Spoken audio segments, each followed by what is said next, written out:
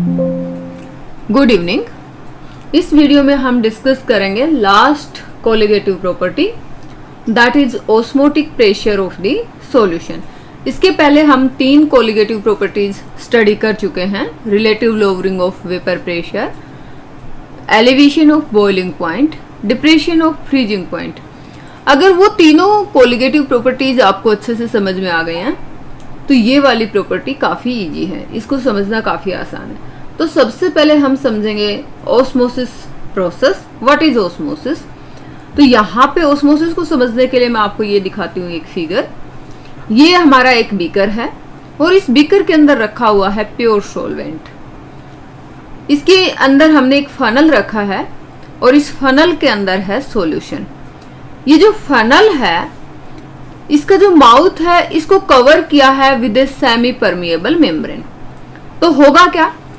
देखिए सॉल्यूशन है, सॉल्यूशन के अंदर क्या है? अगर हमने सॉल्वेंट के अंदर सोल्यूट ऐड किया तब हमारा सॉल्यूशन बना। तो सॉल्यूशन के अंदर क्या है? सॉल्वेंट प्लस सोल्यूट पार्टिकल, और यहां पे हमारा क्या है? Pure solvent. Pure solvent like water. तो जो हमारे सॉल्वेंट मॉलिक्यूल्स हैं वो स्मॉल पार्टिकल्स हैं और जो सोल्यूट पार्टिकल्स हैं they are bigger in size. तो होगा क्या? ये जो सेमी परमिएबल मेम्ब्रेन है, इस मेम्ब्रेन के अंदर छोटे छोटे पोर्स होते हैं और इन पोर्स के थ्रू स्मॉल पार्टिकल्स तो पास हो सकते हैं, लेकिन जो बिगर पार्टिकल्स हैं they can't pass through these semi permeable membranes. तो यहाँ पे क्योंकि जो सोल्यूट के पार्टिकल्स हैं तो सोल्यूट पार्टिकल्स तो यहां से पास होके इधर आएंगे नहीं सोल्वेंट की तरफ, लेकिन जो सोल्वेंट के पार्टिकल्स हैं they can pass through these membranes and go into this funnel. तो क्या होगा? इस फनल में आपका जो सॉल्यूशन है उसका लेवल इंक्रीज हो जाएगा। तो इसको अब हम समझते हैं ऑस्मोसिस क्या है। Osmosis is the process of flow of solvent molecules. इसमें कौन मूव कर रहा है? सॉल्वेंट मॉलिक्यूल्स मूव कर रहे हैं। किसके through? Through a semi permeable membrane. अब हमने बताया कहां से कहां मूव करेंगे? From pure solvent to the solution. तो osmosis is the name of process in which solvent molecules flow from pure solvent to the solution side through a semi permeable membrane. और ये जो फ्लो है ये continue रहता है till the equilibrium is attend. अब ये जो सेमी परमिएबल मेम्ब्रेन है ये क्या होती है, इसके बारे में थोड़ा जान लेते हैं। तो सेमी परमिएबल मेम्ब्रेन क्या होती है? It can appear like a continuous sheets और फिल्म्स, जो थिन फिल्म्स होती हैं उनके जैसी दिखाई देगी, लेकिन इसके अंदर एक नेटवर्क ऑफ सब माइक्रोस्कोपिक पोर्स रहते हैं, होल्स रहते हैं छोटे छोटे। तो सेमी परमिएबल मेम्ब्रेन क्या है कि इसके अंदर जो स्मॉल होल्स रहते हैं, स्मॉल पोर्स होते हैं, तो इन स्मॉल होल्स के through small solvent molecules can pass through these semi permeable membrane, but bigger molecules like solute particles can not pass through these membranes. ये जो मेम्ब्रेन्स हैं ये नेचुरल भी हो सकती हैं और सिंथेटिक भी हो सकती हैं। अब नेचुरल होंगी तो उनका एनिमल ओरिजिन भी हो सकता है, वेजिटेबल ओरिजिन भी हो सकता है। एग्जाम्पल पिग्स ब्लैडर और पार्चमेंट। और सिंथेटिक में आपका जैसे सेलोफेन। सेलोफेन क्या होती है? A thin transparent sheet made up of cellulose. अब हम कंसीडर करेंगे एग्जाम्पल्स फॉर ऑस्मोसिस। तो ये तो हमने समझा कि जो flow of solvent from dilute solution to the concentrated solution across a semi permeable membrane is due to osmosis. मान लो यहाँ पे अगर हम इसको ऐसे समझें कि मान लो 2 बीकर हैं, 2 बीकर के अंदर एक तरफ डाइल्यूट सॉल्यूशन है और एक तरफ कंसंट्रेटेड सॉल्यूशन है और both are connected through a semi permeable membrane. तो हमारा सॉल्वेंट किधर से किधर मूव करेगा? जो हमारा डाइल्यूटेड सॉल्यूशन होगा, अगर मान लो ये वाला डाइल्यूटेड है और ये कंसंट्रेटेड है, तो जहां पे डाइल्यूट होगा मीन्स वहां पे सॉल्वेंट का अमाउंट ज्यादा है, तो सॉल्वेंट हमारा मूव करेगा from diluted to the concentrated solution. तो flow of solvent from dilute solution to the concentrated solution क्यों होगा? Because of osmosis. एग्जाम्पल और क्या हो सकते हैं, जैसे हम एग्जाम्पल को समझें। Raw mangoes shrivel when pickled in brine, यानी कि जब हम अचार बनाते हैं सॉल्ट वाटर के अंदर हम मैंगो रख देते हैं तो क्या होगा? मैंगो श्रिंक हो जाता है। क्यों श्रिंक हुआ? क्योंकि सॉल्ट वाटर के अंदर आपका क्या चला जाएगा, जो मैंगो का वाटर है, मैंगो के अंदर जो वाटर प्रेजेंट है that goes inside this salt water, इसलिए जो मैंगो है वो श्रिंक हो जाता है। Wilted flowers revive when placed in fresh water, this is also because of osmosis. और जो ब्लड सेल्स हैं वो कोलैप्स हो जाती हैं when suspended in saline water, तो इसका रीजन भी वही है कि ब्लड सेल से अगर वाटर बाहर निकल जाएगा तो वो क्या होंगे, दे विल कोलैप्स। तो इन सब प्रोसेस में कॉमन आपने क्या देखा है, चाहे आप मैंगो लें, फ्लावर लें या ब्लड सेल लें, कॉमन क्या है यहाँ पे, all are bound by a semi permeable membrane, all these substances are bound by semi permeable membrane. तो इस सेमी परमिएबल मेम्ब्रेन के थ्रू क्या हो सकता है, जैसे ये सेमी परमिएबल मेम्ब्रेन यहाँ पे बताई थी, तो इस सेमी परमिएबल मेम्ब्रेन के through solvent particles can flow but solute particles can't pass through it. Solute मतलब जो बिगर पार्टिकल्स हैं वो उसमें से पास नहीं हो सकते, और जो स्मॉल पार्टिकल्स हैं they can pass through this semi permeable membrane. अब हम बात करेंगे ऑस्मोटिक प्रेशर की। तो ऑस्मोटिक प्रेशर क्या है, देखो यहाँ पे हमने प्योर सॉल्वेंट लिया इस बीकर में, और ये वाला जो बीकर है इस इधर है सॉल्यूशन। इन दोनों बीकर्स को कनेक्ट किया है through a semi permeable membrane.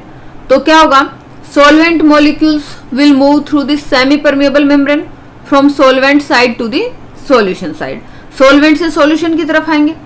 तो क्या होगा कि मान लो हमने सॉल्यूशन साइड में एक प्रेशर अप्लाई करा, तो इतना प्रेशर कि इस सॉल्वेंट को इधर मूव ना करने दे, किधर की तरफ, सॉल्यूशन की तरफ।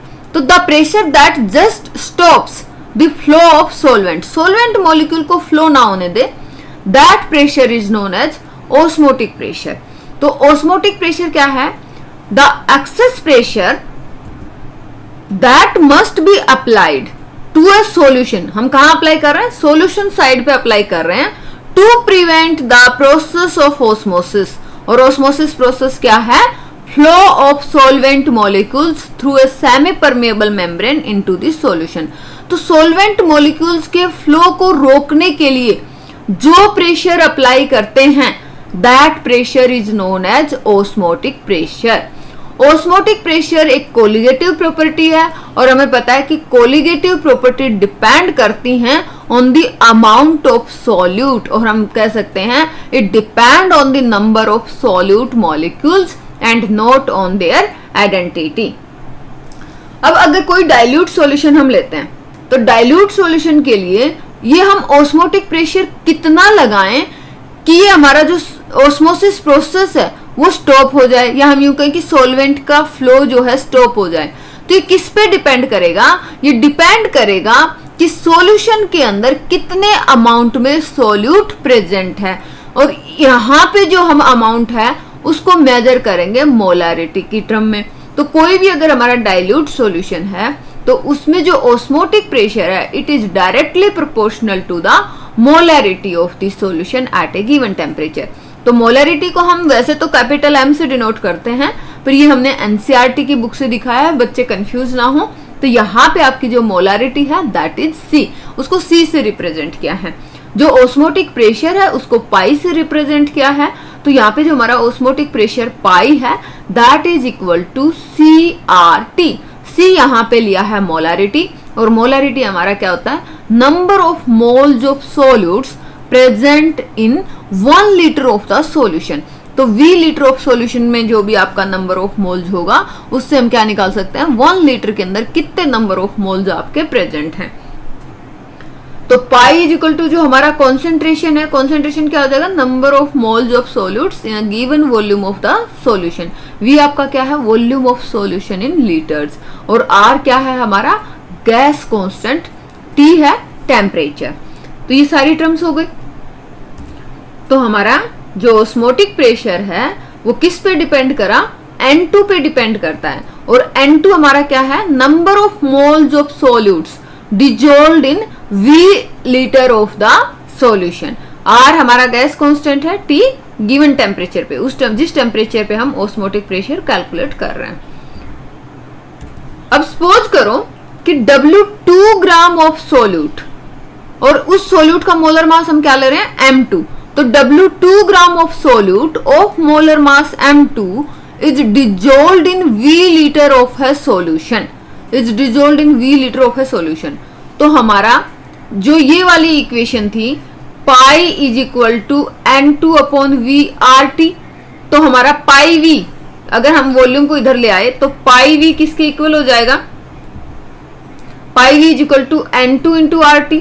अब N2 हमारा क्या होगा, N2 number of moles of solute, और number of moles of solute हम कैसे निकाल सकते हैं, given mass of solute divided by molar mass of solute. Given mass of solute क्या गिवन है, W2 ग्राम, और मोलर मास क्या है, M2। तो N2 की जगह हम वैल्यू क्या पुट कर सकते हैं, W2 अपॉन M2। तो हमारा पाई V किसके इक्वल हो जाएगा, W2 upon M2 into RT। तो यहां से देखो, अगर आपको वॉल्यूम गिवन है, अगर आपको given mass of solute given है, मास ऑफ सोल्यूट गिवन है, मोलर मास गिवन है एट किसी भी टेम्परेचर पे, तो मींस टेम्परेचर गिवन है, आर की वैल्यू हमें पता है गैस कांस्टेंट होता है, तो what we can calculate pi value, that is osmotic pressure. अच्छा, इसके अलावा मान लो आपको W2 मास ऑफ सोल्यूट जो आप डिजोल्व कर रहे हैं वो गिवन है, और टेम्परेचर आपको गिवन है, ऑस्मोटिक प्रेशर की वैल्यू गिवन है, वॉल्यूम गिवन है, तो हम क्या कैलकुलेट कर सकते हैं, M2 कैलकुलेट कर सकते हैं। तो यहाँ पे molar mass of solute can be calculated by knowing the quantity. देखो मोलर मास सोल्यूट का हमें M2 निकालना है, तो अगर आपको W2 पता है, T पता है, पाई पता है, V की वैल्यू पता है, तो वी कैन कैलकुलेट M2। तो R की वैल्यू हमारी क्या होती है, 8.314 जूल पर मोल पर केल्विन, ये है हमारी गैस कांस्टेंट की वैल्यू। तो हमने यहां तक क्या समझा कि हम मोलर मास कैसे कैलकुलेट करेंगे, हम मोलर मास कैसे कैलकुलेट करेंगे। तो अगर बाकी की टर्म्स आपको गिवन है, तो by using the colligative property that is the osmotic pressure of the solution we can calculate the molar mass of solute. अब यहाँ पे हमने जैसे इतनी कोलिगेटिव प्रॉपर्टीज पढ़ी हैं, तो डिफरेंट प्रॉपर्टीज की एप्लीकेशन अलग अलग होती हैं। तो ऑस्मोटिक प्रेशर ऑफ सॉल्यूशन हमने निकाल लिया, तो उससे क्या फायदा है, देखिए सबसे जो हम यहाँ पे डिस्कस करेंगे कुछ important points. Measurement of osmotic pressure provide another method of determining molar masses of the solute, यानी कि जैसे हमने बताया कि अगर आपको ऑस्मोटिक प्रेशर पता है तो हम क्या निकाल सकते हैं, मोलर मास ऑफ सॉल्यूट निकाल सकते हैं। तो ये तो हम बाकी की जो कोलिगेटिव प्रॉपर्टीज हैं उनसे भी निकाल सकते हैं। तो इसका और कहाँ एप्लीकेशन है, ये जो हमारा मेथड है osmotic pressure of solution widely use होता है to determine the molar masses of proteins, polymers and other macromolecules. तो इसका जो दूसरे मेथड्स हैं उसके कंपैरेटिवली जो हमारा ऑस्मोटिक प्रेशर वाले मेथड से अगर हम मोलर मास निकालते हैं तो उससे क्या एडवांटेजेस हैं।